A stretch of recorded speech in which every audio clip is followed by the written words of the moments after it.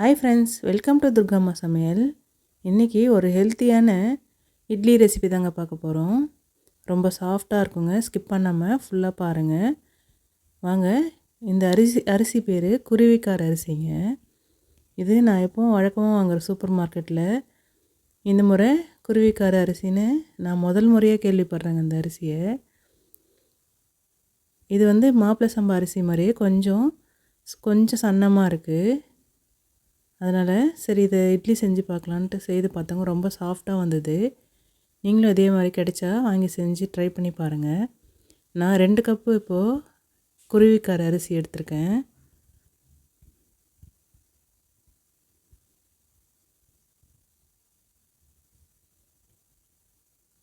அதில் 1/2 கப்புக்கும் கொஞ்சம் கம்மியாக உளுந்து எடுத்திருக்கேன்.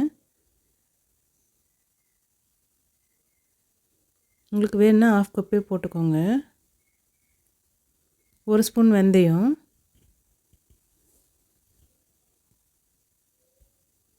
இதெல்லாம் நல்லா ஒரு 3-4 டைம்ஸ் கழுவி ஊற வச்சுக்கோங்க.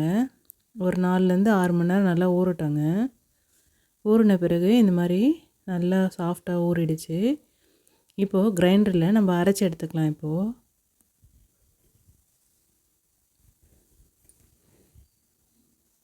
நம்ம எப்பயும் வழக்கமாக இட்லிக்கு அரிசி அரைப்போம் இல்லைங்களா, அதே மாதிரி இதையும் கிரைண்டர்லேயோ இல்லைனா மிக்சிலேயோ அரைச்சிக்கலாம். ஆனால் கிரைண்டரில் அரைச்சாதாங்க ரொம்ப சாஃப்டாக இருக்கும்.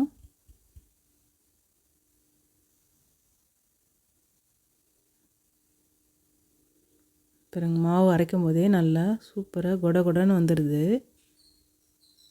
பிறகு மசிஞ்சிருச்சு. இப்போ எடுத்துடலாம்.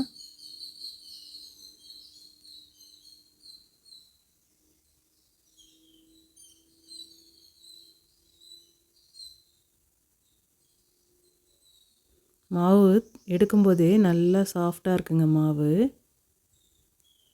அது பாருங்கள். இப்போ இது நான் தண்ணி ஊற்றலை. இப்போ ஒரு வேளைக்கு தேவையான அளவுக்கு மட்டும் மாவு எடுத்து அதில் தண்ணி ஊற்றி கரைச்சி அதுக்கு தேவையான அளவுக்கு உப்பு போட்டு மிக்ஸ் பண்ணி வைக்க போகிறேங்க. இப்போது மிச்ச மாவை நான் ஃப்ரிட்ஜில் எடுத்து வச்சுட்டேன். இது ஒரு வேளைக்கான மாவு மட்டும் உப்பு போட்டு கரைச்சி வெளியவே புளிய வைக்கிறேங்க. 6லேருந்து 8 மணி நேரம் நல்லா புளிக்கட்டும். இது பாருங்கள், சாஃப்டாக வந்துச்சு பாருங்கள், புளிச்சிருச்சு. இப்போ இட்லி ஊற்ற ஆரம்பிக்க போகிறோம். எப்படி சாஃப்டாக பொங்கி நல்லா மாவு சாஃப்டாக வந்திருக்கு பாருங்கள். இப்படியே எடுத்து டேரெக்டாக இப்போது இட்லி ஊற்ற வேண்டியதான். ஒரு இட்லி தட்டில் எண்ணெய் தடவி இப்போ இட்லியை ஊற்ற போகிறோம். நீங்கள் துணி வச்சு ஊற்றுறதுனால ஊற்றலாம்.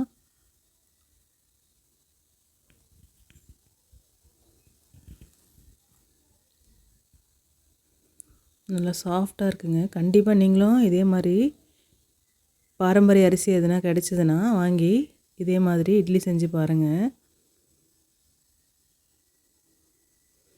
இப்போ 15 மினிட்ஸ் ஆன பிறகு இட்லி நல்லா பூ மாதிரி வந்துருச்சுங்க. இப்போ எடுத்துடலாம்.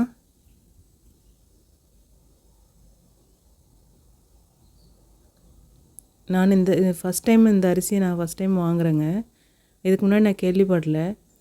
ஆனால் ரொம்ப சூப்பராக இருந்ததுங்க. டேஸ்ட்டும் சரி, ரொம்ப சாஃப்டாக இருந்தது இட்லி.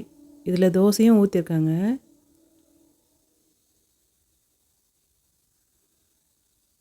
வீடியோ பார்த்துட்டே வந்தீங்கன்னா தோசையும் ஊற்றிருக்கேன்.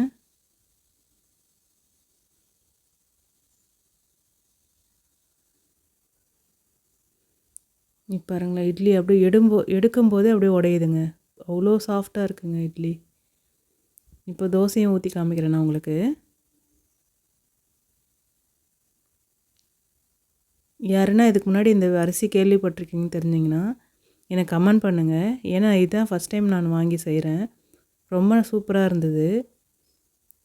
இதில் என்னென்ன பயன்கள் இருக்குதுன்னு நான் ஒன்றும் பார்க்கல. உங்களுக்கு இது ரெசிப்பியாக தாங்க செஞ்சு போடுறேன். யாருக்குன்னா தெரிஞ்சதுன்னா எனக்கு கமெண்ட் பண்ணுங்கள் ஃப்ரெண்ட்ஸ், கண்டிப்பாக.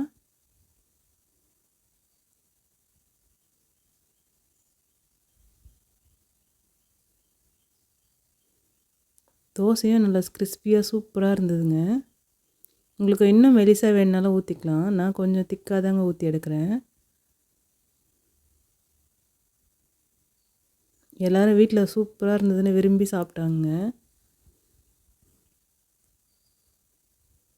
இதுக்கு தேவையான சட்னியோ சாம்பாரோ எது வேணால் வச்சுக்கலாம். நான் சாம்பார் வச்சு வீட்டில் இருக்கிறவங்களுக்கு சர்வ் பண்ணேன். இந்த வீடியோ உங்களுக்கு பிடிச்சிருந்தா லைக் பண்ணுங்கள், ஷேர் பண்ணுங்கள், கமெண்ட் பண்ணுங்கள், சப்ஸ்கிரைப் பண்ணுங்கள் ஃப்ரெண்ட்ஸ். இந்த வீடியோவை பார்த்தமைக்கு நன்றி.